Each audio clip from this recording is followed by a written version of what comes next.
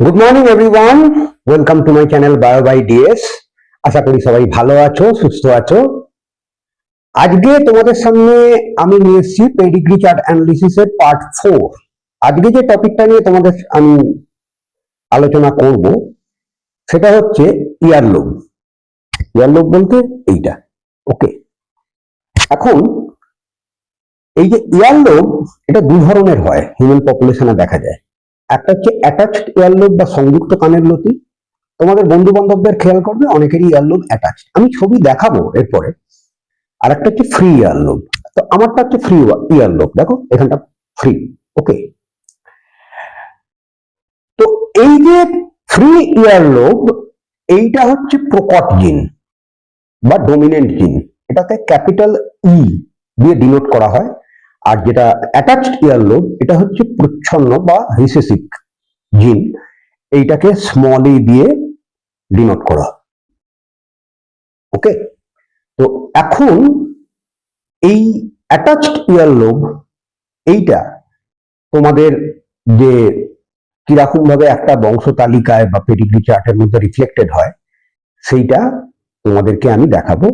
এই সংক্রান্ত একটা ডিসক্লেমার আমি দিয়ে রাখছি, এই সংক্রান্ত যে ক্রস বা পিকচারগুলো আমি দেখাবো, সেগুলো মানে নেটের বিভিন্ন সাইট থেকে বা বই থেকে পিকচার তুলে আমাকে করতে হয়েছে, কেননা অত মানে ক্রস দেখানো বা পেডিগ্রি চার্ট বানানো হাতে করে বা কম্পিউটারের ভাবে বানানো, তাহলে অত করতে গেলে ওটা সম্ভব হচ্ছিল না আমার পক্ষে। Sorry for that. তো আমার কাজটা হচ্ছে মেনলি জিনিসটাকে বোঝানো, তো আমি সেটাই করেছি। তো এই ডিসক্লেমারটা দিয়ে রাখলাম যে ওইগুলোকে ডাউনলোড করা হয়েছে বা ছবি তোলা হয়েছে, ওকে। তো চলো আর বেশি কথা না বাড়িয়ে আমরা এবার দেখে নিই ইয়ারলোব সংক্রান্ত পেডিগ্রি চার্টের অ্যানালিসিস। এবার চলো তোমাদের দেখাই মানুষের কানের লতি সম্পর্কিত জিনগত বৈশিষ্ট্যের অধ্যয়ন। এখন এইটা শুরু করবার আগে একটা তোমাদের বলে রাখি যে আমার আরো এই যে সিরিজের এই পেডিগ্রি সংক্রান্ত, তাতে আগের দুটো আরো ভিডিও আছে। একটাতে আমি যেটা দেখিয়েছি, ওই ফার্স্ট পার্টটাই হচ্ছে মোস্ট ইম্পর্টেন্ট, কারণ ওটাতেই বলা আছে যে পেডিগ্রি চার্টের একটা তোমাদের যদি ফেলে দেয়, এটা আমি আবার বলছি, প্র্যাকটিক্যালে যেমন আছে তেমনি তোমাদের থিওরি পোর্শনে বা তোমাদের কম্পিটিটিভ এক্সামেও এরকম কোশ্চেন আসবে। একটা পেডিগ্রি চার্ট ফেলে দিয়ে বলবে এটা অটোজোমাল না সেক্স লিঙ্কড, বা এটা ডোমিনেন্ট ক্যারেক্টার শো করছে না এটা রিসেসিভ ক্যারেক্টার শো করছে। তো ফার্স্ট ভিডিওটা যদি তোমরা না দেখো, তাহলে কিন্তু এই ব্যাপারগুলো তোমরা ধরতেই পারবে না যে একটা পেডিগ্রি চার্টকে অ্যানালিসিস কি করে করতে হয়, এবং সেইটা অ্যানালিসিস করে আমি সেটাকে কোন পর্যায়ে ফেলবো, অটোজোমাল না সেক্স লিঙ্কড না ডোমিনেন্ট না রিসেসিভ, অর্থাৎ প্রকট না প্রচ্ছন্ন, এই ব্যাপারগুলো ধরতে পারবে না। তো আমার প্রথম যে ভিডিওটা এবং তারপরে দুটো আরো ভিডিও করেছি, একটা হচ্ছে রোলিং টাং আর একটা হচ্ছে রক্তের বিভাগ, এই সমস্ত ভিডিওগুলো লিঙ্ক নিচে ডেসক্রিপশন বক্সে, এই ভিডিওর ডেসক্রিপশন বক্সে দেওয়া থাকবে, যারা দেখোনি তারা দেখে নিতে পারো। আর এই ভিডিওটার শেষে আমি এই ভিডিওটার এই যে পাতাগুলো থেকে বলছি, সেইগুলো আমি টোটাল তোমাদের একটা স্লাইড শো এর মতো করে নেবো, যাতে তোমরা পাতাগুলো পরে ভালো করে পজ করে জুম করে দেখে নিতে পারো, ওকে। তো চলো আর দেরি না করে শুরু করা যাক মানুষের কানের লতি সম্পর্কিত জিনগত বৈশিষ্ট্যের পেডিগ্রি অধ্যয়ন, analysis of pedigree of genetic trait earlobes. এখন মানুষের কানের লতি তোমাদের ছবিটা দেখাই প্রথমে। দু ধরনের হয়, ওকে। একটা হচ্ছে অ্যাটাচড ইয়ারলোব, ভালো করে খেয়াল করো, এখানে ইয়ারলোবটা কিন্তু এই গালের সঙ্গে জুড়ে গেছে। আর একটা হচ্ছে ফ্রি ইয়ারলোব, ইয়ারলোবটা কিন্তু ঝুলছে। এইখানে কানের লতির যে বৈশিষ্ট্যটা, একটা সাধারণ জেনেটিক বৈশিষ্ট্য, এটা তো দুটোই বললাম যে দুটো টাইপের হয়। এটা জিন একটাই, কিন্তু তার দুটো অ্যালিল থাকে, একটা হচ্ছে ক্যাপিটালি, একটা হচ্ছে স্মলি। ক্যাপিটালিটা হচ্ছে এই যে ফ্রি ইয়ারলোব যেটা আছে, মুক্ত কানের লতি তার, আর স্মল ইটা হচ্ছে রিসেসিভ, সেটা হচ্ছে অ্যাটাচ ইয়ারলোবের জন্য, ওকে। এখন এইটা কি করে, মানে এটা এই এই বৈশিষ্ট্যটা কিন্তু দেখা যায় পুরুষ এবং মহিলা উভয় ক্ষেত্রে। অর্থাৎ মেল ফিমেল উভয় ক্ষেত্রেই দেখা যায়।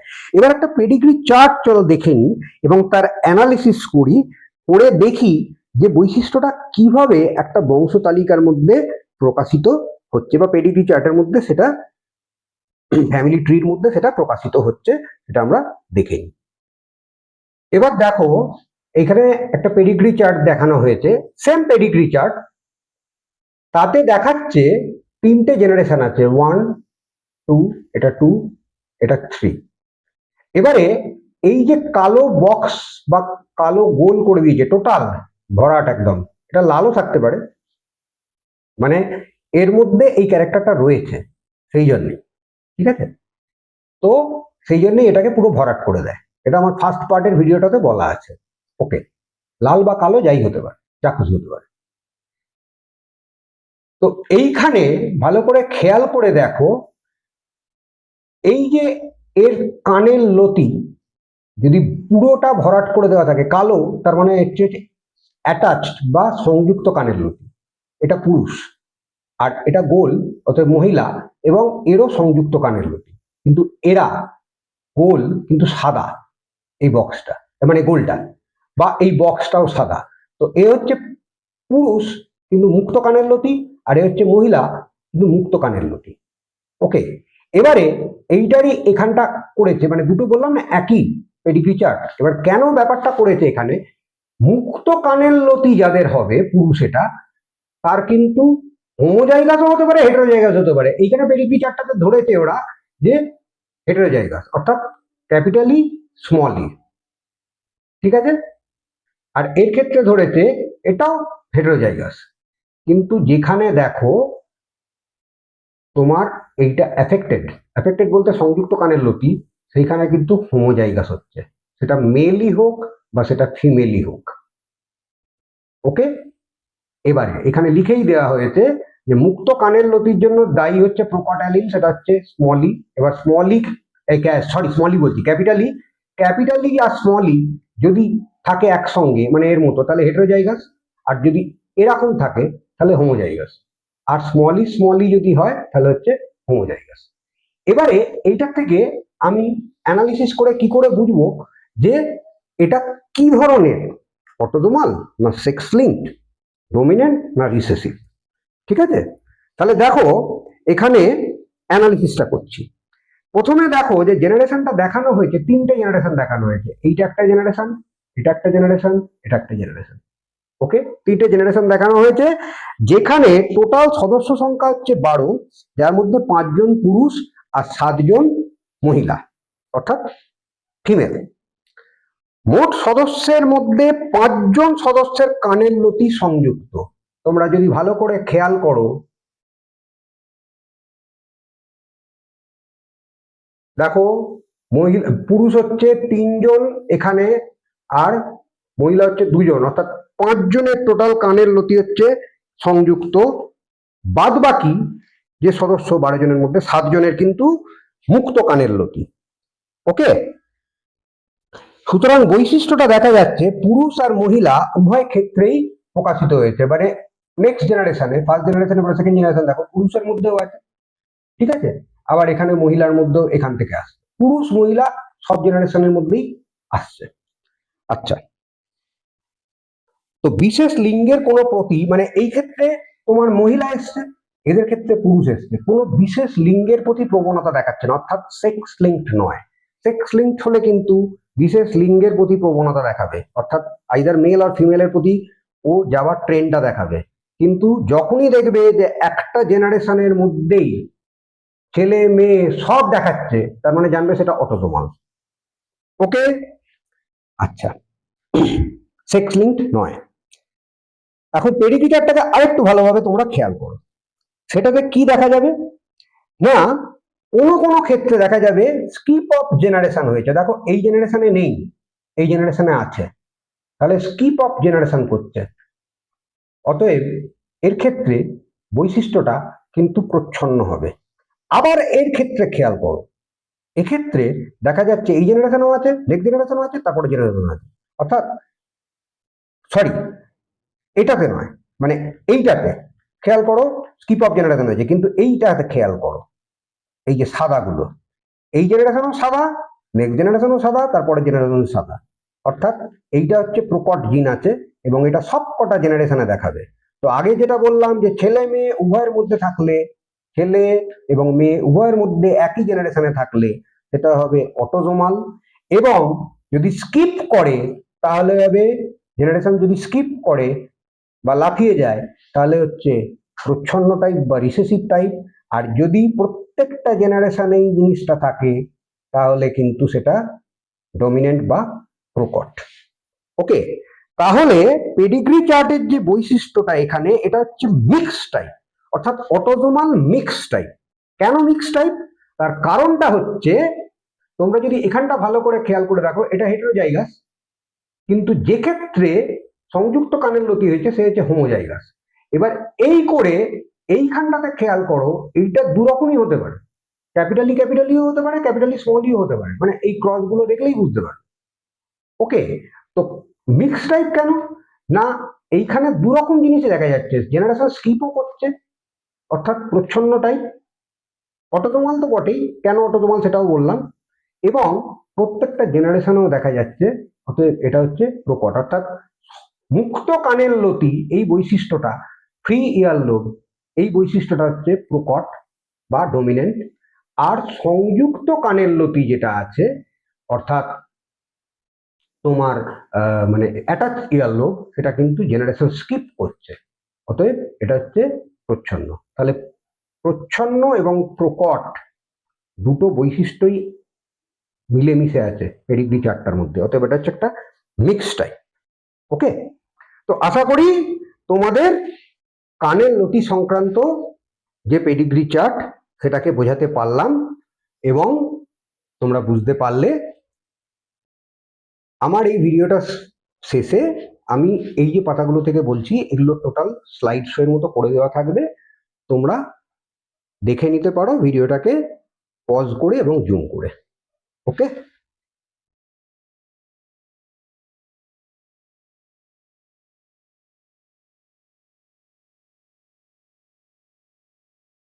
তো তোমরা দেখলে ইয়ার লোব যেটা আছে, অ্যাটাচ এবং ফ্রি ইয়ার লোব কিরম দেখতে হয় সেটাও তোমাদের ছবিতে আমি দেখালাম, এবং তারপরে পেডিগ্রি চার্ট অ্যানালিসিসের মাধ্যমেও আমি তোমাদের দেখালাম যে এইটা কিভাবে বংশতালিকায় বা পেডিগ্রি চার্টের মধ্যে রিফ্লেক্টেড হচ্ছে। অ্যাকচুয়ালি এই পেডিগ্রি চার্টটা যেটা দেখালাম না, এটা হচ্ছে একটা মিক্সড পেডিগ্রি চার্ট, যেখানে অ্যাটাচ ইয়ার লোব যেটা, সেটা হচ্ছে অটোজোমাল রিসেসিভ ক্যারেক্টার। ওকে, এটা তখনই একমাত্র প্রকাশ পাবে যখন হোমোজাইগাস অবস্থায় থাকবে এবং স্কিপ অফ জেনারেশন থাকবে। এটি হচ্ছে কিন্তু এর মেন বৈশিষ্ট্য, স্কিপ অফ জেনারেশন রিসেসিভের ক্ষেত্রে, রিসেসিভ জিনের ক্ষেত্রে। ওকে, আর এইটা একটা মিক্স চার্ট কেন বললাম, তার কারণ তোমরা যে চার্টটা খেয়াল করলে, যখন ভালো করে যখন আমি বোঝালাম তখন দেখলে যে যেহেতু মুক্ত কানের লতি অর্থাৎ ফ্রি ইয়ার লোবটা ডমিনেন্ট ক্যারেক্টার, তো কোন ক্ষেত্রে মানে ডমিনেন্ট ক্যারেক্টার হিসেবে সব জেনারেশনেই প্রকাশ পাচ্ছে, এবং মাঝে মাঝে জেনারেশন স্কিপ করে প্রচ্ছন্ন জিন যেটা আছে অর্থাৎ অ্যাটাচড ইয়ার লোব, সংযুক্ত কানের লতি, সেটাও প্রকাশ পাচ্ছে। তো তোমাদের কোনো কোনো ক্ষেত্রে কিন্তু এই ধরনের একটা পেডিগ্রি চার্টও দিয়ে দিতে পারে, বিশেষত কম্পিটিটিভ এক্সাম গুলো, সেখানে আরো ব্যাপারটাকে ঘেঁটে দেওয়ার জন্য, অর্থাৎ যাতে কনফিউজ হয়ে যায় স্টুডেন্টরা যে এটা কি ধরনের ক্যারেক্টার, অটোজোমাল না সেক্সড, লিঙ্কড, ডমিনেন্ট না রিসেসিভ। তো তখন তোমাদের লিখতেও হবে কিন্তু এই রকম যে এটা শুধুমাত্র অটোজোমাল, অটোজোমাল তো বটে, মানে শুধুমাত্র ডমিনেন্ট বা রিসেসিভ দেখাচ্ছে না, ডমিনেন্ট রিসেসিভ মিক্সড অবস্থায় এরকম দেখাচ্ছে। তো সেই রকম ভাবেই জিনিসটাকে তোমাদের বলতে হবে। তো আশা করি তোমাদের ব্যাপারটা আমি বোঝাতে পারলাম এবং তোমরা বুঝতে পারলে। তোমাদের যদি ভিডিওটা ভালো লেগে থাকে তাহলে ভিডিওটাকে একটা লাইক আর শেয়ার করো আর সাবস্ক্রাইব করো, নোটিফিকেশন বাটনটা অন করে রেখো, কারণ এরপরে আসবে পার্ট 5। ওকে, তো পরপর ভিডিওগুলো যাতে তোমাদের নোটিফিকেশন গুলো পাও এবং তোমাদের বন্ধুদের সঙ্গে তোমরা শেয়ার করতে পারো, তারাও যাতে দেখতে পারে, তারাও নোটিফিকেশন বাটনটা অন করে থাকলে পরপর ভিডিওগুলো যেগুলো আসছে, টোটাল যে মানে তোমাদের 11-12 এর যে সিলেবাসের যা যা ভিডিও আছে মোটামুটি সবকটাই আসবে আশা করি, মানে আমি চেষ্টা করছি। তো সেগুলো তোমরা দেখতে পাবে। ওকে, তোমাদের জন্যই বানানো। তোমাদের যদি দেখে রাখো একটু না, তোমাদের প্র্যাকটিক্যাল করতে অনেক সুবিধা হবে। বিশেষত প্র্যাকটিক্যাল পরীক্ষার আগের দিন যদি একটু দেখে নিতে পারো, আগে 2-3 দিন, তাহলে তোমাদের ক্ষেত্রে নাম্বার তোলাটা অনেক ইজি হবে। আর আমি যেগুলো বলছি, এই কথাগুলো লেখার সময় যদি কথাগুলোকে ভালো করে তোমরা নোটিস করো, তাহলে তোমাদের কিন্তু থিওরি পোর্শনের সাথে সাথে ভাইভা পোর্শনটাও ক্লিয়ার হয়ে যাবে। আর পেডিগ্রি চার্টের ব্যাপারটা বিশেষ করে বলে রাখি, এটা কিন্তু শুধু প্র্যাকটিক্যালেই নেই, এটা থিওরি পোর্শনেও আছে। তোমাদের কিন্তু থিওরিতেও কোশ্চেন আসবে এর উপরে। ওকে, তো আজকের মতো এই পর্যন্তই থাক। পরের দিন আমি নেক্সট আর একটা টপিক নিয়ে আসবো পার্ট 5-এ। তো সবাই সুস্থ থেকো, ভালো থেকো। আজকে রাখি। Good night, by.